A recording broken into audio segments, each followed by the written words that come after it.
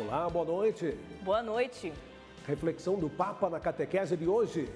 Leão XIV afirma que a fragilidade humana é ponte para o céu. Igreja prepara a canonização de Carlo Acutis. Série de reportagens mostra como o testemunho do jovem pode inspirar novas gerações. Segundo dia de julgamento no Supremo Tribunal Federal.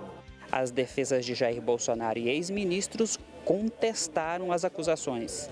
O salário está suficiente? Pesquisa mostra que metade dos brasileiros não chega ao fim do mês com o salário na conta. Veja também.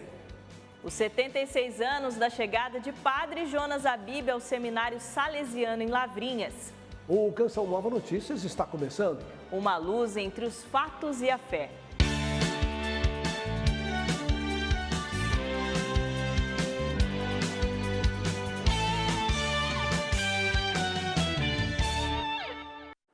Na catequese desta quarta-feira, o Papa Leão XIV lembrou que é na fragilidade humana que Deus abre uma ponte para o céu. E mais uma vez pediu que cesse a dor causada pelos conflitos e pelas guerras. 2 jovens de 15 e 24 anos serão canonizados. O pontífice incentivou os fiéis a pedir a intercessão dos futuros santos. E presto santi Pier Giorgio Frassati e Carlo Acutis. Peçam por eles o dom de uma fé profunda em seu caminho de amadurecimento. A reflexão da catequese foi sobre a humanidade de Jesus e, de acordo com o Santo Padre, na sede de Cristo podemos reconhecer toda a nossa sede. E imparare che non c'è nulla di più umano, nulla di più divino. Não há nada de mais humano, nada de mais divino do que saber dizer, eu preciso, disse Leão XIV. A sede do Senhor na cruz recordou o pontífice aos peregrinos. Ensina que pedir não é indigno, mas libertador. O Papa ensinou que aprender a arte de pedir sem vergonha e de oferecer sem cálculo nos ajuda a construir relações fraternas, verdadeiras e autênticas, portadoras de uma alegria que o mundo não conhece, e reforçou.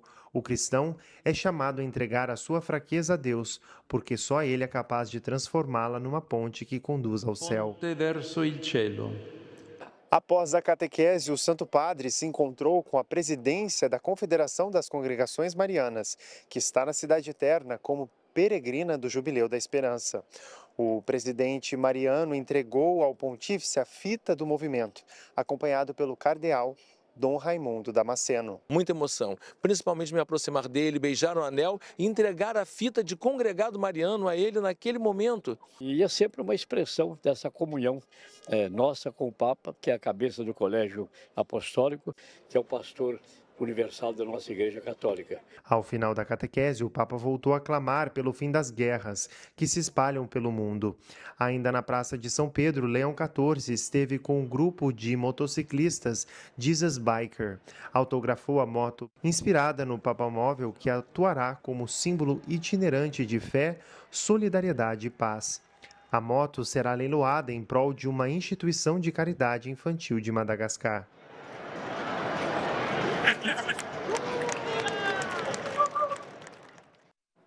A busca pela santidade é um caminho que todos nós percorremos. E esse trajeto fica ainda mais leve se cumprirmos os propósitos divinos que envolvem bondade, amor e verdade. Conceitos seguidos à risca por Pier Giorgio Frassati, beato que será declarado santo no próximo domingo. A arte é um meio eficaz de evangelização capaz de revelar Deus, experiência que Ana Carolina preserva desde a infância. Tudo em mim transpira arte, né? E hoje o que eu faço também, aqui na Canção Nova, eu pude ter essa oportunidade de permanecer vivendo a arte aqui dentro. A história da bailarina se entrelaça com a do beato Pier Giorgio Frassati, um jovem nascido em Turim, no norte da Itália, chamado à santidade ainda muito novo. O santo das montanhas fazia caridade em segredo, viveu uma fé silenciosa, mostrou com sua vida humilde e intensa que a santidade não é um ideal distante, mas um caminho a ser seguido a cada dia. Filho de uma talentosa pintora e de um diretor de jornal e político, cresceu em um ambiente culturalmente rico, mas escolheu colocar Cristo no centro da sua vida. Pier Giorgio compreendia que a fé não podia ficar restrita às igrejas ou às devoções pessoais. Para ele, o Evangelho deveria iluminar também a vida política e social. O Frassati, ele era um bom filho numa família onde não tinham bons pais. Ele era um bom cristão, onde ninguém à sua volta era cristão. Ele era um bom amigo para os seus amigos, né? Então, eu acredito que quanto mais se ama Deus, quanto mais se deseja Deus, mais você pode viver na contramão do mundo, estando no mundo. Construtor da paz, recebeu de João Paulo II o título das Bem-aventuranças e foi beatificado em 1990. Amante dos esportes e da arte, o beato usava desses meios para evangelizar os amigos. Ele fazia algumas competições com os amigos e falava: se eu ganhar, vai todo mundo na missa comigo. Ou se eu ganhar, a gente vai rezar o rosário juntos. Os santos são revelados a seu tempo. Pode-se dizer que Frassati se torna conhecido em todo o mundo, porque é um santo para os dias de hoje. Diante desse mundo onde a juventude é tão atingida e ela é tão tomada pelas más influências, pelas ideologias e por tantas coisas, um santo se levanta e diz que nós podemos estar no mundo e não ser do mundo.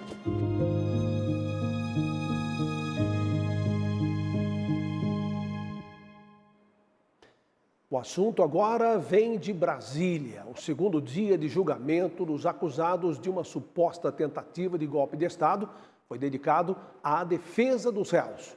Os advogados questionaram as acusações feitas pela Procuradoria-Geral da República e a condução do processo pelo relator Alexandre de Moraes. O primeiro a falar foi o advogado do general Augusto Heleno, ex-chefe do Gabinete de Segurança Institucional da Presidência da República. A defesa questionou as provas e o relatório elaborado pela Polícia Federal.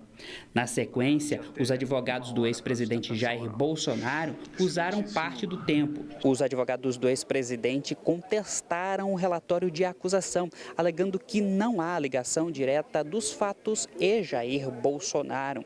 Também questionaram a delação premiada do tenente-coronel Mauro Cid, que prestou 12 depoimentos e alterou versões ao longo da colaboração. Ele não atentou contra o Estado Democrático de Direito.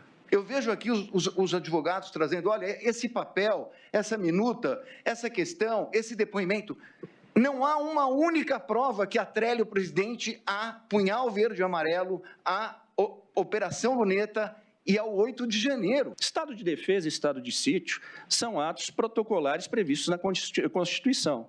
E, em momento algum, o ex-presidente deu início aos protocolos, e protocolos extremamente rígidos para instalação, para a convocação de um estado de defesa e um estado de sítio. Se 3 dos ministros da Corte votarem pela condenação do ex-presidente, o caso pode ser levado ao plenário do STF. Se for condenado pelos 5 crimes em que é réu, Bolsonaro pode receber pena de até 43 anos. Ocorrendo a condenação, transitado em julgado, ele tem que ser recolhido ao estabelecimento prisional, salvo se tiver alguma situação extremamente importante, como saúde extremamente debilitada ou algo muito necessário para a saúde do presidente, para que ele não vá. Também apresentaram as alegações finais às defesas de Paulo Sérgio Nogueira e Walter Braga Neto. O processo será retomado na próxima terça-feira com a leitura do relatório final do ministro Alexandre de Moraes. E nesse segundo dia de julgamento no Supremo Tribunal Federal, uma mobilização no Congresso Nacional pede avanço do projeto de anistia aos envolvidos nos atos de 8 de janeiro de 2023. Em reunião com líderes partidários nesta quarta-feira, o presidente da Câmara dos Deputados foi cobrado pela oposição sobre a votação da anistia. Há um entendimento já dos líderes de colocar em pauta, e eu tenho certeza absoluta que ela será aprovada. E vindo aqui, aí vem para o Senado, e aqui nós vamos articular também para poder aprovar o mais rápido possível, porque de fato essa matéria foi bastante já discutida e há já um consenso de aprovação. A expectativa é que a votação ocorra logo após a conclusão do julgamento no STF. A presença do governador de São Paulo em Brasília nesta quarta-feira reacendeu a pauta no Congresso. O tema ganhou força novamente entre os líderes de partidos na Câmara, que passaram a admitir que podem colocá-lo em votação nas próximas semanas. Já o presidente do Senado, Davi Alcolumbre, disse que vai apresentar um texto alternativo e que pretende liderar o processo de tramitação na casa. Hoje, depois de assistir parte da sustentação oral da defesa de Jair Bolsonaro no Supremo Tribunal Federal, o líder do PT na Câmara, Lindenberg Farias, avaliou a movimentação do governador Tarcísio de Freitas. O parlamento cogitar de votar uma anistia do Bolsonaro no meio do julgamento. Nós estamos no segundo dia de julgamento. No próximo bloco, o Senado aprova mudanças nas regras eleitorais para 2026. Reportagem especial sobre o testemunho de Carlo Acutis mostra a descoberta dos jovens pela vocação.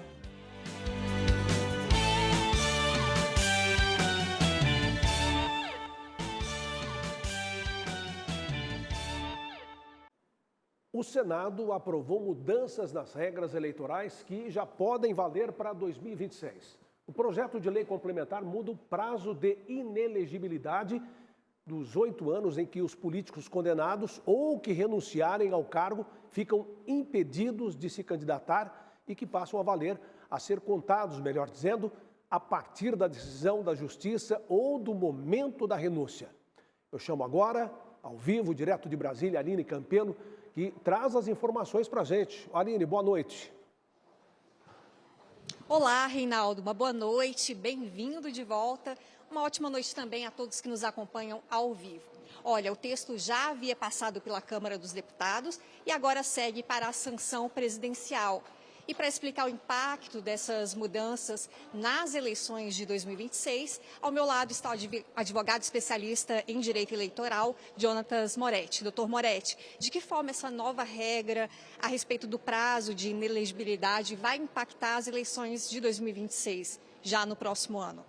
Boa noite. Ela não altera a pena, os 8 anos de punição de inelegibilidade para os políticos, mas ela altera o início da contagem. Por exemplo, se um senador que foi cassado no seu primeiro ano de mandato, na legislação anterior, na legislação atual, na verdade, ele vai ficar inelegível pelos 7 anos que restam do mandato, mais os 8 anos que prevê a legislação. Com a nova reforma que foi aprovada ontem no Senado e vai para a sanção do presidente Lula, a inelegibilidade é de 8 anos a contar da cassação do mandato ou a contar da renúncia. Então ela mantém-se em elegibilidade de 8 anos, mas ela altera o início da contagem, de modo que vai ter impacto bastante relevante nas eleições. Agora, doutor Moretti, quais são os efeitos políticos imediatos dessa mudança para candidatos que estavam impedidos de concorrer às eleições? Então, toda a legislação ela já determina que a vigência dessas novas regras já vale imediatamente.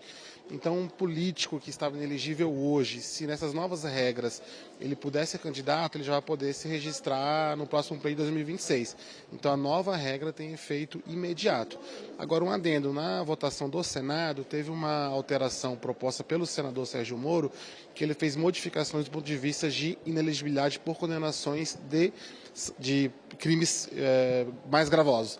Então, crimes de corrupção, de tráfico de drogas, continua a legislação anterior. Ou seja, os 8 anos de inelegibilidade começam a contar após o cumprimento da pena. Em crimes de menor gravidade, como o furto, mantém-se essa regra atual, que é 8 anos a partir da condenação. Muito obrigada pela contribuição, doutor Moretti. É isso, a gente segue acompanhando as principais atividades legislativas aqui em Brasília. Volto com você, Reinaldo e Fernanda. Muito obrigado, boa noite para você também. Um recente estudo mostrou que metade dos trabalhadores brasileiros não consegue terminar o mês com o salário na conta. Devido às dificuldades financeiras, muitos recorrem a empréstimos e outros empregos. Fabiano lembra da rotina intensa que tinha como enfermeiro. Eu já cheguei a ter 2, 3 empregos e já casado, com filho pequeno, mal via os meus filhos, porque se eu trabalhasse em apenas um emprego eu não conseguiria manter o básico para o sustento da minha casa, infelizmente. Realidades como a de Fabiano são comuns. De acordo com um estudo feito pela Salary Fits da Serasa Experian, 54% dos brasileiros que trabalham com carteira assinada ou no regime de pessoa jurídica não conseguem terminar o mês com o salário. A grande percepção que a gente tem aqui é de que o mês começa com boa parte da renda desses colaboradores já comprometidas com despesas recorrentes. Mais de 38% desses gastos estão alocados com despesas como habitação, água, luz, telefone, né? Pouco mais de 10% estão alocados com despesas de alimentação. E se a gente coloca outros gastos recorrentes, como o pagamento de uma dívida ou de um cartão, isso pode chegar a quase 70% dos gastos dos colaboradores. Metade das pessoas que não conseguem fechar o mês com o salário na conta recorre a métodos extras para obter o poder de compra. O principal é o uso de cartão de crédito ou renda familiar, que somam 23% dos casos. Os empréstimos chegam a 12%. Cerca de 8% dos entrevistados realizam outros trabalhos para este fim. Se a gente olhar para os nossos respondentes, 66% disseram que tiveram um problema financeiro grave nos últimos 5 anos. Destes, 33% ficaram negativados no último ano. Segundo este economista, uma forma de adaptar as despesas ao baixo salário é também ajustar o padrão de vida. Evitar o consumo de combustível dos carros e utilizar mais o transporte público. Então é o mínimo da sobrevivência, é o mínimo da moradia, é o mínimo da educação. Mas o mínimo que eu falo da educação é a ponta mais importante. E foi esse investimento em educação que fez com que Fabiano conseguisse hoje, com muito esforço, viver uma realidade diferente. Atualmente, ele é professor e traz dicas na internet para quem é da área. Então, hoje a minha rotina é mais tranquila. Priorize a sua família, porque é o que é mais importante. Olha, a gente sai desse assunto de economia para falar mais uma vez da igreja, porque no próximo domingo ela vai ganhar mais um santo, Carlo Acutis. O padroeiro da internet viveu apenas 15 anos, mas deixou um grande legado. Um grande legado. E na expectativa para a canonização, o Canção Nova Notícias exibe uma série de reportagens sobre o testemunho do beato italiano e os desafios da juventude atual. A primeira delas, sobre a descoberta da vocação, você confere agora. Renata é devota de Carlo Acutis e aspirante do Instituto Missionário Servas de Jesus Salvador, as Irmãs Salvistas. O cargo teve sim uma importância na minha tomada de decisão, na minha vocação, né? E é uma alegria ter um santo, né, no nosso século, um santo assim que se doou. Mateus é membro da Pastoral da Comunicação e profissional em audiovisual. Foi o santo da internet que o inspirou para trabalhar nessa área. Nós fazemos aniversário no mesmo dia, 3 de maio. Hoje eu costumo dizer que Carlo não é um santo de devoção que eu tenho, e sim um melhor amigo que eu tenho para a minha vida. A palavra vocação significa a disposição natural em direção a uma missão ou profissão que deve ser exercida com empenho e alegria. É justamente na juventude que muitos escolhem qual será o rumo da sua vida. Mas afinal, como tomar essa decisão? A gente confunde isso porque a gente tem uma idealização que, seguindo as nossas vocações, nós vamos ter sucesso financeiro, essencialmente. Mas a vocação tem muito a ver com o propósito daquilo que a gente está fazendo ao longo do tempo, do porquê fazemos aquilo que fazemos. Irmã Maria de Fátima, que acompanha a Renata, dá dicas àqueles que pensam em seguir a vida religiosa. Conhecer mais de uma congregação, porque cada congregação, instituto, tem um carisma, né? Uma forma própria de viver. O jovem beato que será canonizado desde cedo trilhou seu caminho. Carlo Acutis nasceu em 1991, na cidade de Londres, no Reino Unido, mas viveu em Milão, na Itália. Sua personalidade ficou marcada pela inteligência, conhecimento em internet, prática da caridade e busca por Jesus Cristo. O Carlo tinha essa sensibilidade do sorriso, do jeito de ser cômico, né, das palhaçadas que fazia. São pequenas sensibilidades que às vezes passam despercebidas na nossa vida, né? Aí vem um jovem carregado do extraordinário de Deus para nos dizer que para ser plenamente santo, eu tenho que ser plenamente humano. Não dá para ser santo sem antes entender essa vocação humana que Deus me deu. A família de Carlo foi transformada por seu testemunho e sempre o apoiou.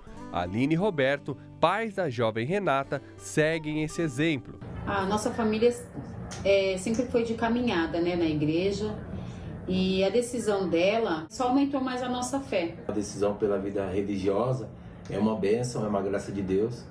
O conselho que nós dá aos pais e mães de filhos que têm essa decisão é que incentive. Por mais que a nossa vida seja difícil e que exija muito de nós, Deus não nos colocaria e não nos daria uma cruz que nós não seríamos capazes de carregar, né? Daqui a pouco, uma viagem a um museu histórico e as memórias do estado de Sergipe. E as informações da inauguração do Centro de Treinamento Ecológico do Vaticano.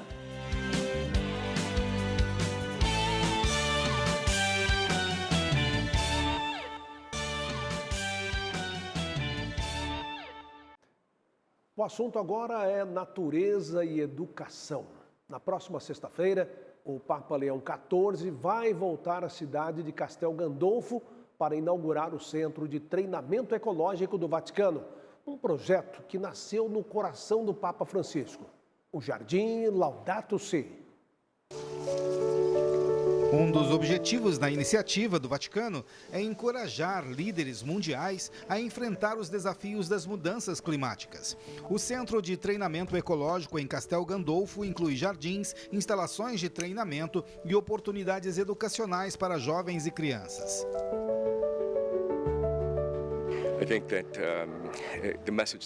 Se nós, a menor cidade-estado do mundo, conseguimos fazer isso, imagine o potencial de todos os outros países maiores que nós, questionou o padre Manuel, diretor do centro, que afirmou: nosso mundo pode ser diferente se trabalharmos juntos. O projeto Borgo Laudato Si nasceu no coração do Papa Francisco em 2023 e abrange 55% das terras do Vaticano. Irmã Alessandra afirma que mesmo os não crentes, mesmo aqueles sem crenças religiosas, certamente podem encontrar algo para pensar em um lugar como este. No coração do novo instituto está uma estufa em formato curvo para imitar a colunata da Praça de São Pedro, no Vaticano. Além das aulas a serem oferecidas, o local será aberto e os visitantes poderão aprender sobre a agricultura orgânica, além de ter contato com os animais e adquirir produtos agrícolas cultivados no local pelo Vaticano.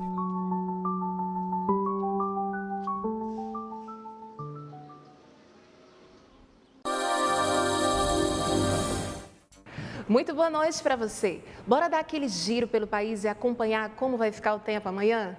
A frente fria avança pelo Rio Grande do Sul e provoca riscos de temporais nessas áreas. Essas chuvas podem persistir até o dia 10 de setembro. Já no Paraná, o que predomina é o tempo seco. Cariocas de plantão vão sentir o clima esquentar amanhã, viu? Máximas de 29 graus. São Paulo pode chegar na casa dos 28. Ora chuva, ora calor é o que vai continuar acontecendo na região central do país. Essas instabilidades avançam para o Mato Grosso do Sul, onde o sol aparece entre nuvens. Os nordestinos podem caprichar no protetor solar, viu? Porque o calor é o centro das atenções. No Maranhão pode chegar aos 34 graus. No Piauí, 37. E tem alertas de temporais para a região norte. É o caso do Amazonas, Rondônia, Acre e Roraima. Temperaturas ainda elevadas no Tocantins, chegando na casa dos 34 graus. Seguimos pelo nosso país destacando algumas temperaturas, mínimas de 13 em Porto Alegre e 16 no Rio de Janeiro. E as máximas podendo atingir os 31 em Manaus e 39 em Cuiabá. Ótima noite para você e amanhã eu tô de volta. Um prédio que compõe um conjunto arquitetônico tombado pelo IPHAN e pela Unesco e que abriga um acervo desde a sua inauguração em 1960.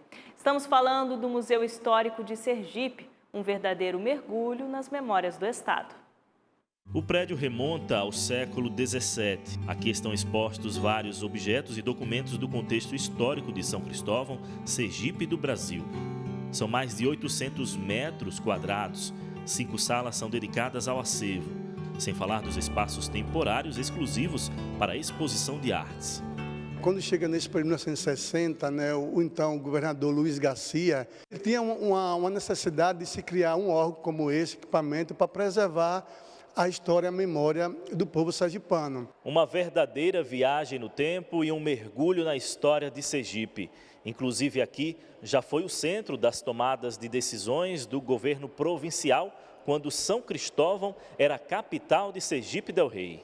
Foi um período conturbado, no período de independência de Sergipe, com os domínios da Bahia. Nós tínhamos um episódio que o Carlos César Bulamar, que seria o primeiro presidente da província de Sergipe, que não chega a tomar posse, a assumir, ele foi preso. E a Bahia não deixou ele tomar posse. Mas aqui ele remonta um pouco da história provincial e colonial de Sergipe, né? A Sala Fé e Devoção traz algumas raridades, como este oratório no estilo barroco do século XVIII e objetos litúrgicos do século XVII. Além de turistas, o museu abre as portas mensalmente para estudantes da rede pública de ensino. Quando eu passei ali, eu vi o barco de Dom Pedro I, que é muito tempo, muitos anos, e eu acho muito bom isso. Momento que desperta curiosidades e o verdadeiro sentido de pertencimento à história. Para que eles possam conhecer mais sobre a história de São Cristóvão e do Estado, que é muito importante para a preservação do patrimônio.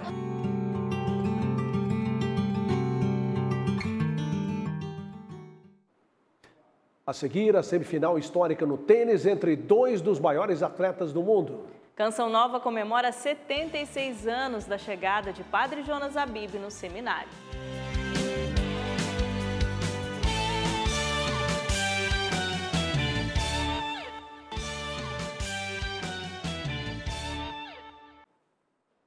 A preparação do Brasil na Granja Comaria, semifinal histórica no tênis e um campeonato de cubo mágico, onde qualquer segundo faz a diferença. Alan Toledo conta pra gente as histórias do mundo dos esportes.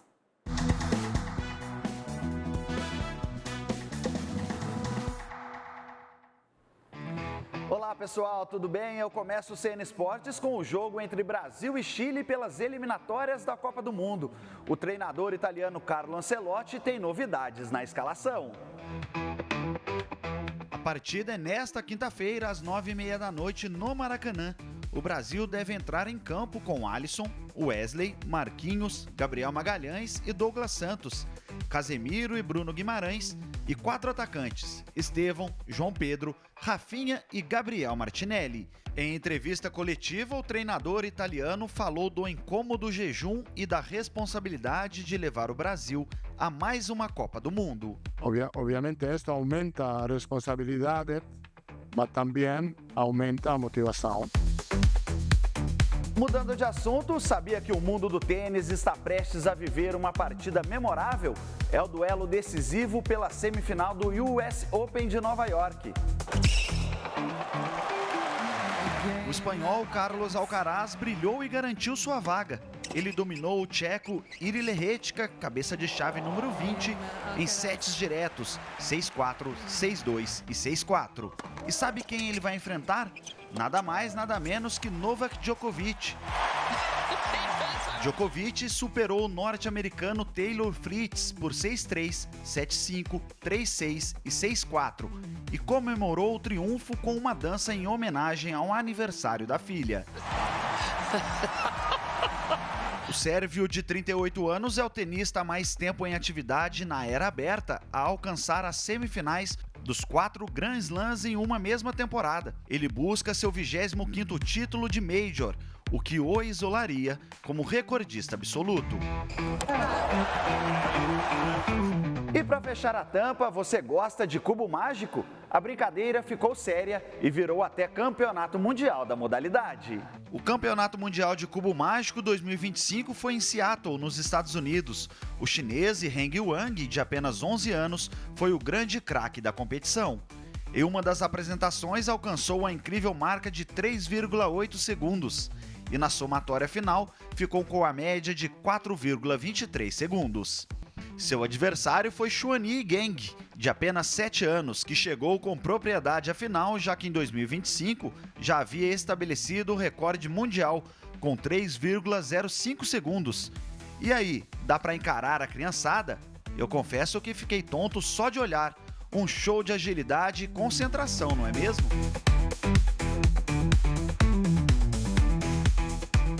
O CN Esportes fica por aqui, amanhã a gente está de volta, até mais.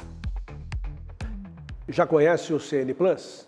É o maior acervo digital católico do Brasil, com mais de 7 mil vídeos de evangelização e entretenimento. Vá lá, cadastre-se e assista quando e onde quiser pelo aplicativo. Tudo isso só acontece graças a você, sócio e benfeitor. Vejam só, nós estamos com 11% de nossa meta na campanha de setembro, que está só começando. Vá lá, faça a sua doação pelo site clube.cançãonova.com ou com a chave ou com o Pix, pelo Pix, com a chave pix.doação@cançãonova.com, está aqui na tela. Seja a família Canção Nova com a gente e obrigado por sua fidelidade. Nesta quarta-feira, a Canção Nova celebra os 76 anos da chegada do jovem Jonas Abib a Lavrinhas para iniciar a vida no seminário. A antiga casa salesiana que o acolheu, hoje dedicada à formação dos pré-discípulos da comunidade, está em clima de celebração.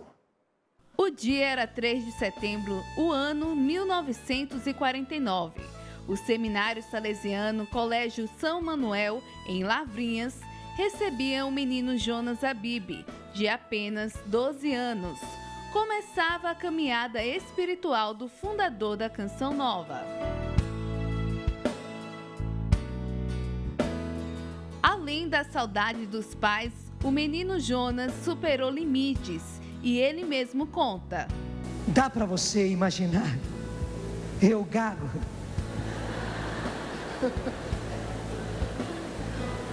E como é que eu deixei de ser gago? Lendo em voz alta. Na Casa de Lavrinhas, estudos e aprendizados sobre o jeito salesiano de pertencer a Deus. Construíram a fé e o caráter de Padre Jonas. Ao recordar sua entrada em Lavrinhas, Padre Jonas confidenciou que se sentia como Josué, firme e corajoso. E por isso sempre trabalhou na comunidade. A importância de fazer memória dos fatos. Eu não me canso de cantar. Como a data é importante para a Canção Nova, a programação do dia mantém este acontecimento vivo no coração dos filhos da comunidade. Esse momento que foi tão importante na vida dele, que foi o primeiro passo que ele deu na direção da vocação. E como as crianças, os filhos da comunidade, mas também os missionários, nós vemos o Padre Jonas como essa referência. Ver os filhos trilhando os passos do fundador é motivo de alegria e louvor para quem dedica a vida à evangelização. Saber que ele chegou aqui com 12 anos e fazer esse trajeto e saber que isso vai ficar na memória deles, e eles também vão poder reviver esse dia tão importante para o Carisma Canção Nova, para a nossa comunidade. Marcela é pré-discípula. Reviver esse momento é a experiência de entrega.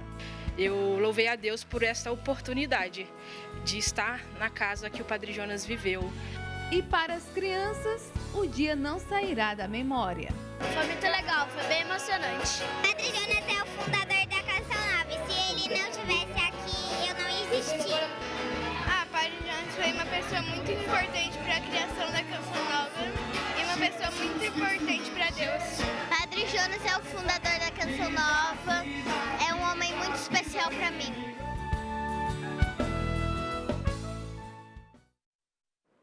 E quantas histórias existem nessa casa salesiana, A história do Padre Jonas Abib, um pouquinho da minha história e também da sua, Fernanda? Também na minha, com algumas reportagens nessa casa tão especial para a Canção Nova. E foi o sim do Padre Jonas que culminou em tudo isso que nós desfrutamos hoje. Que trouxe a gente para cá.